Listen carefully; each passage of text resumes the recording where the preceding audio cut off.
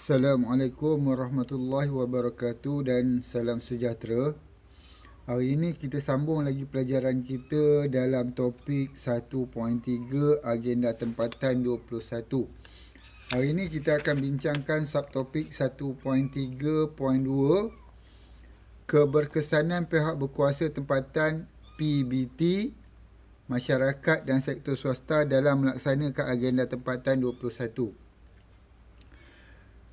Berdasarkan dalam agenda tempatan, pihak berkuasa tempatan, masyarakat dan sektor swasta perlu melaksanakannya dengan berkesan. Baik, terdapat beberapa prinsip yang perlu kita tahu dalam agenda tempatan ni, iaitu penyertaan dan ketelusan, usaha sama, kebertanggungjawab, pendekatan menyeluruh, peka kepada keupayaan, kesaksamaan, mementingkan masa hadapan dan hasil yang nyata. Baik, kita tengok satu persatu prinsip ni. Pertama sekali ialah penyertaan dan ketelusan. Ialah maklumat tentang program tempatan agenda 21 dan pembangunan mampan mesti sentiasa terbuka dan telus kepada masyarakat, di mana sambutan masyarakat masih pada tahap yang minimum. Usaha mempromosikan program perlu dijalankan secara menyeluruh supaya penyertaan daripada segenap masyarakat tempatan dapat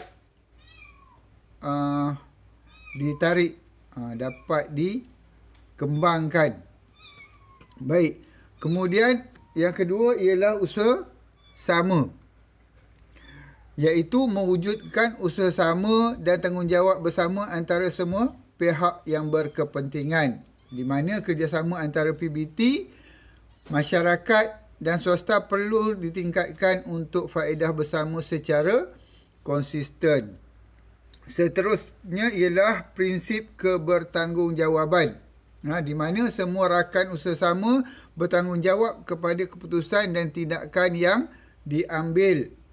Di mana kalau kita lihat sekarang ini terdapat keputusan dan tindakan yang diambil kurang dipatuhi, menyebabkan kurang keberkesanan. Kemudian yang keempat ialah pendekatan menyeluruh, iaitu menangani punca masalah-masalah sosial, ekonomi dan alam sekitar dengan cara yang sepadu dan merangkumi seluruh masyarakat tempatan, di mana masyarakat tempatan kurang memberi kerjasama terhadap program bagi pihak PBT yang boleh mewujudkan suasana kehidupan tidak selesa.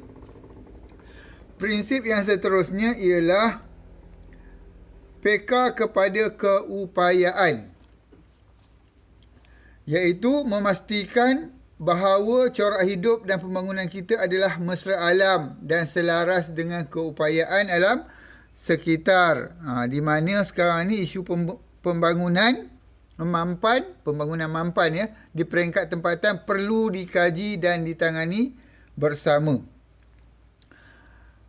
Prinsip berikutnya ialah kesamaan, iaitu memastikan bahawa semua lapisan masyarakat tempatan tanpa membezakan kaum, jantina, umur, keupayaan, taraf sosioekonomi atau latar belakang diwakili dalam program agenda tempatan 21.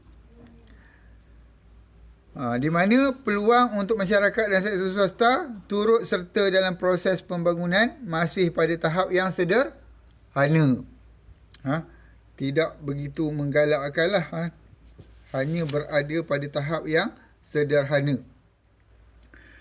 Prinsip berikutnya ialah mementingkan masa hadapan, iaitu memastikan bahawa kepentingan pada masa kini dan masa hadapan diambil kira dalam semua peringkat program agenda tempatan 21.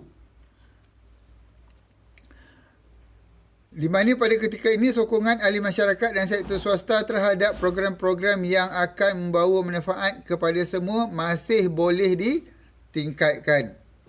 Dan prinsip yang terakhir ialah hasil yang nyata, iaitu membuahkan hasil yang nyata supaya program agenda tempatan 21 dapat dipertingkatkan dan dipastikan berterusan. Di mana pada ketika ini hasil yang nyata cuma dapat dihasilkan di bandaraya dan bandar besar sahaja. Contohnya di Putrajaya. Of course lah Putrajaya, sebab Putrajaya ni adalah bandaraya lestari. Okey. Itu tentang prinsip-prinsip dalam agenda tempatan.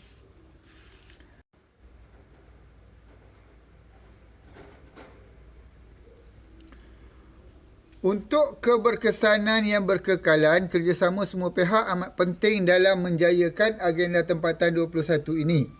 Baik, kalau kita tengok, semua pihak yang terlibat perlu memberikan kerja sama. Apa pihak-pihak tu ialah sebagai individu, sebagai wakil kerajaan dan juga organisasi. Kita tengok apa peranan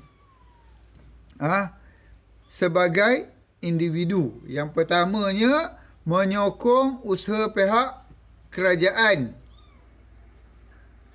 dalam program alam sekitar. Baik, itu yang pertama, tanggungjawab kita sebagai individu. Yang kedua, memulakan usaha sendiri seperti kitar semula.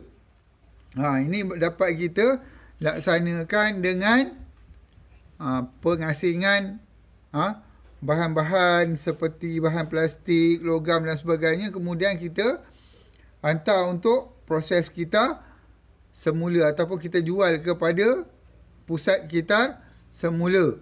Selain daripada itu, kita juga boleh membuat baja-baja kompos daripada sisa pepejal dapur kan. Ketiga, menjimatkan penggunaan elektrik dan air. Ini penting. Menjimatkan elektrik dan air. Kita menjimatkan sumber. Kemudian sebagai wakil kerajaan. Sebagai wakil kerajaan, apa tanggungjawab? Meningkatkan persefahaman antara masyarakat dengan pihak kerajaan. Dia ni jadi orang tengah. Wakil ni sebagai orang tengah supaya masyarakat lebih bersefahaman dengan pihak kerajaan.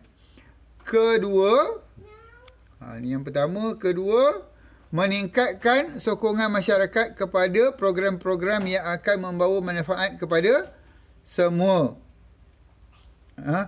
Dengan persefahaman yang dicapai, kita dapat meningkatkan sokongan masyarakat.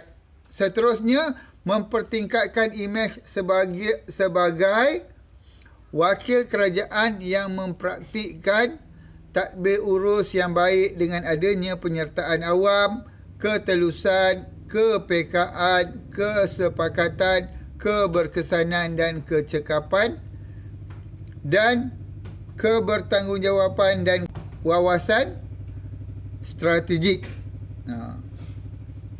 Kemudian kita lihat pula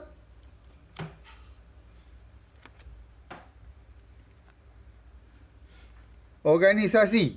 Organisasi berasaskan komuniti, badan bukan kerajaan ataupun NGO ataupun syarikat swasta.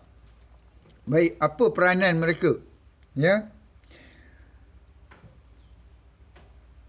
Pertama, meningkatkan imej sesebuah pertubuhan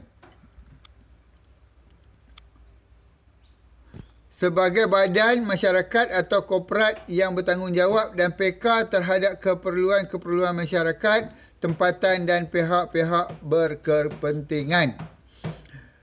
Kedua, menjalankan program-program dengan lebih berkesan kerana adanya kerjasama daripada pihak-pihak berkepentingan yang lain. Kemudian yang ketiga, peluang untuk merancang dan menguruskan pembangunan alam sekitar bersama-sama dengan pihak berkuasa tempatan.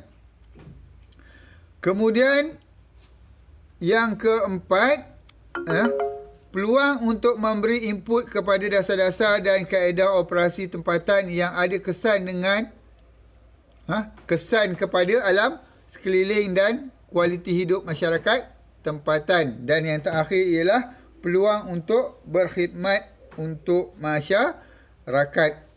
Baik.